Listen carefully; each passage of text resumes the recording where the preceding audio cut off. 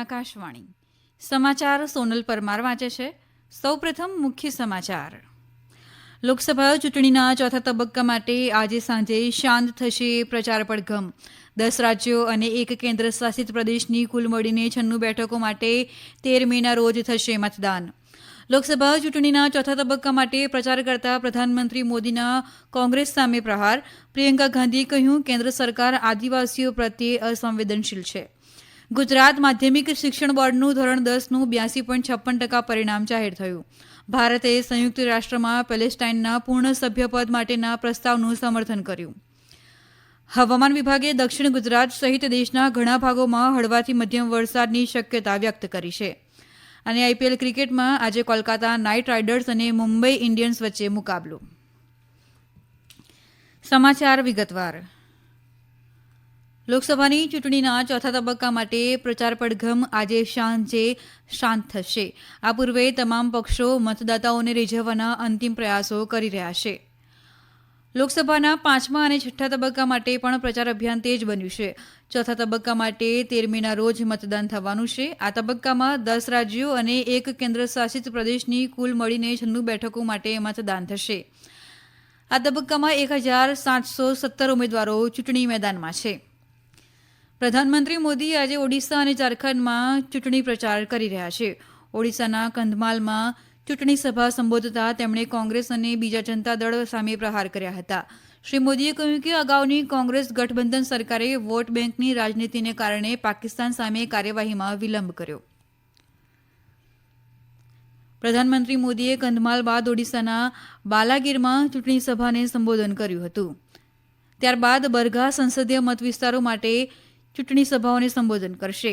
આજે સાંજે તેઓ ઝારખંડના ચતરામાં ચૂંટણી પ્રચાર કરશે. કોંગ્રેસના વરિષ્ઠ નેતા રાહુલ ગાંધી આંધ્રપ્રદેશના કડપ્પામાં ચૂંટણી સભાને સંબોધશે. અહીં વાયએસ શર્મિલા રેડ્ડી આ બેઠક પર કોંગ્રેસના ઉમેદવાર છે. કોંગ્રેસ મહાસચિવ પ્રિયંકા ગાંધી વાડ્રા મહારાષ્ટ્રના નંદુરબારમાં ચૂંટણી સભાને સંબોધતા કહ્યું કે કોંગ્રેસના નેતાઓ શીખ્યા છે કે લોકતંત્રમાં પ્રજા સર્વોપરી છે. શ્રી ગાંધીએ ભાજપ સામે પ્રહાર કરતા કહ્યું કે ભાજપ આદિવાસીઓની સંસ્કૃતિને સમજતું નથી. તેમણે પક્ષના ઉમેદવાર ગોપાલ પડવીના સમર્થનમાં ચૂંટણી પ્રચાર કર્યો હતો. ભારત જોડો ન્યાય યાત્રા દરમિયાન કોંગ્રેસ નેતા રાહુલ ગાંધીએ નંદુરબારની મુલાકાત લીધી હતી. એ સમયે તેમણે આદિવાસી ન્યાય અંતર્ગત 5 બાહેધરીઓની જાહેરાત કરી હતી. નંદુરબાર 2014થી કોંગ્રેસનું ગઢ રહ્યું છે. ભારતીય જનતા પાર્ટીના રાષ્ટ્રીય અધ્યક્ષ જેપી નડ્ડા પણ આજે અદોની નગરપાલિકા માટે પ્રચાર કરી રહ્યા છે. તેઓ તિરુપતિના એનડીએ ઉમેદવાર શ્રી વારા પ્રસાદના સમર્થનમાં રોડ શો કરશે. ભાજપે અહીં તેલુગુ દેશમ પાર્ટી અને જનસેના પાર્ટી એનડીએ ગઠબંધન કરેલું છે. ગુજરાત રાજ્ય માધ્યમિક શિક્ષણ બોર્ડ ધોરણ 10નું પરિણામ આજે જાહેર થયું છે. આજે સવારે જાહેર થયેલું રાજ્યનું પરિણામ 82.56% રહ્યું છે. ગત વર્ષે 64.62% પરિણામ હતું. સૌથી વધુ પરિણામ ધરાવતા કેન્દ્રોમાં અમદાવાદ ગ્રામ્યનું દાલોદ અને ભાવનગરનું તલગાજરડા રહ્યું છે. આ બંને કેન્દ્રોના 100% પરિણામ જાહેર થયા છે, જ્યારે ભાવનગરના તળ કેન્દ્રનું સૌથી ઓછું પરિણામ 41.13% છે. સૌથી વધુ પરિણામ ધરાવતો જિલ્લો ગાંધીનગર રહ્યો છે, જેનું 87.22% પરિણામ છે, જ્યારે સૌથી ઓછું પરિણામ ધરાવતો જિલ્લો પોરબંદર રહ્યો છે, જેનું 74.57% પરિણામ છે. 100% પરિણામ ધરાવતી શાળાઓની સંખ્યા 1389 છે, જ્યારે 70 શાળાઓનું પરિણામ 0% આવ્યું છે. કન્યાઓનું પરિણામ 86.69% અને કુમારોનું પરિણામ 79.12% રહ્યું છે, જ્યારે A1 ગ્રેડમાં 23,247 વિદ્યાર્થીઓ અને A2 ગ્રેડમાં 78,893 વિદ્યાર્થીઓ ઉત્તીર્ણ થયા હતા. શિક્ષણ વિભાગના સચિવ બચ્છાનિધિ પાનીએ આ પરિણામને સર્વશ્રેષ્ઠ ગણાવ્યું હતું. સેનાની ત્રણેય પાંખના એકીકરણ માટેનું બીજું 2 દિવસીય પરિવર્તન ચિંતન સંમેલન ગઈકાલે નવી દિલ્હીમાં પૂર્ણ થયું છે. Chief of defence staff general Anil ચૌહાણે સંમેલનની અધ્યક્ષતા કરતા આ એકીકરણ પ્રક્રિયાને ઝડપી બનાવવા પર ભાર મૂક્યો હતો. શ્રી ચૌહાણે વિશ્વાસ વ્યક્ત કર્યો કે આ સંમેલન દેશની અખંડિતતા અને રાષ્ટ્રીય સાર્વભૌમત્વનું વધુ સારી રીતે રક્ષણ કરશે.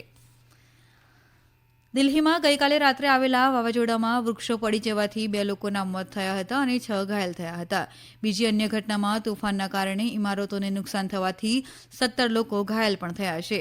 દિલ્હી પોલીસને વૃક્ષો પડવા, ઇમારતોને નુકસાન અને વીજળી પુરવઠો ઠપ થયા સંબંધિત 400થી વધુ ફરિયાદો મળી છે અને ખરાબ હવામાનના કારણે કેટલીક ઉડાનો ડાયવર્ટ કરવામાં આવી હતી. આ સમાચાર આપ આકાશવાણી પરથી સાંભળી રહ્યા છો. દક્ષિણ કાશ્મીરના શોપિયા જિલ્લામાં પોલીસે આતંકવાદીની મદદ કરનાર 2 વ્યક્તિઓની ધરપકડ કરી છે. અધિકારીઓએ જણાવ્યું હતું કે પોલીસે શોપિયામાં મલિક ચેક ક્રોસિંગ ખાતે સ્થાપિત ચેકપોઇન્ટ પર આર્મીની 44 રાષ્ટ્રીય રાઇફલ્સ અને સીઆરપીએફની 14મી બટાલિયન સાથે મળીને આતંકવાદીઓને મદદ કરનાર 2 વ્યક્તિઓની ધરપકડ કરી છે, જેમની પાસેથી ગુનાહિત સામગ્રી પણ મળી આવી હતી. દરમિયાન હીરપોરા પોલીસ સ્ટેશનમાં કાયદાની સંબંધિત કલમો હેઠળ કેસ નોંધવામાં આવ્યો છે અને આ સંદર્ભે તપાસ શરૂ કરવામાં આવી છે. ભારતે પેલેસ્ટાઇનને સંયુક્ત રાષ્ટ્રના પૂર્ણ સભ્ય બનવા સંદર્ભે એક પ્રસ્તાવનું સમર્થન કર્યું છે.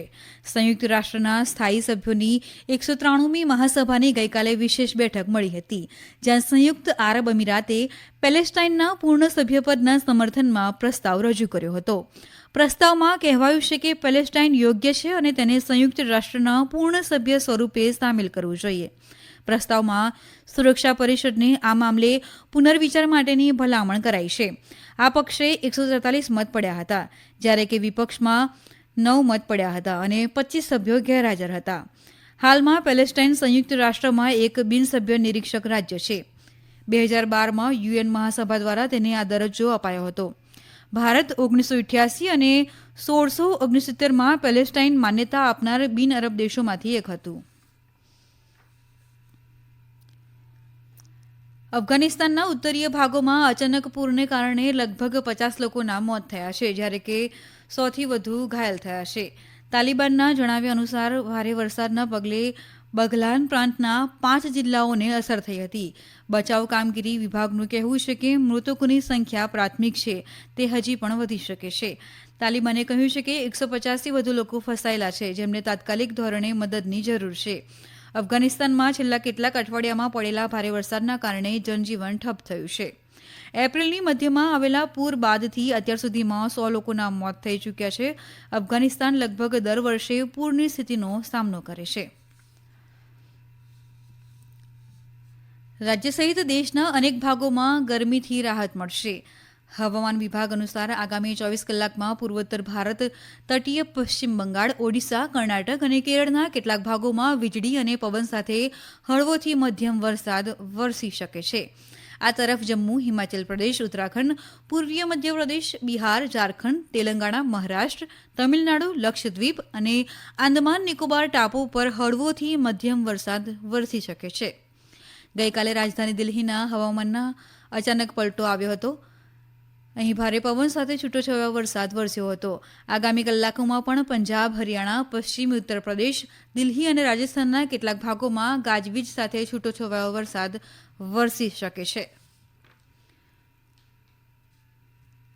આઈપીએલમાં આજે કોલકાતાના ઈડન ગાર્ડન સ્ટેડિયમમાં કોલકાતા નાઇટ રાઇડર્સ અને મુંબઈ ઇન્ડિયન્સ વચ્ચે મુકાબલો થશે. ગઈકાલે અમદાવાદના નરેન્દ્ર મોદી સ્ટેડિયમ ખાતે રમાયેલી મેચમાં ગુજરાત ટાઇટન્સે ચેન્નાઈ સુપર કિંગ્સને 35 રનથી હરાવ્યું હતું. ચેન્નાઈએ ટોસ જીતીને બોલિંગ કરવાનું પસંદ કર્યું હતું. ગુજરાતે 20 ઓવરમાં 3 વિકેટ ગુમાવીને 231 રન બનાવ્યા હતા. જવાબમાં ચેન્નાઈની ટીમ 20 ઓવરમાં 8 વિકેટે 196 રન જ બનાવી શકી હતી. નિશા દહિયા પેરિસ ઓલિમ્પિક માટે ક્વોલિફાય થનારા 5મા કુસ્તીબાજ બની ગયા છે. ગઈકાલે તુર્કીના ઇસ્તાંબુલમાં વિશ્વ ઓલિમ્પિક ક્વોલિફાયર્સમાં નિશાએ 68 કિગ્રા વજન વર્ગની સેમીફાઇનલમાં રોમાનિયાની એલેક્ઝાન્ડ્રા એન્જલને હરાવી હતી. અંતમાં મુખ્ય સમાચાર ફરી એકવાર. લોકસભા ચૂંટણીના ચોથા તબક્કા માટે આજે સાંજે શાંત થશે પ્રચાર પડઘમ.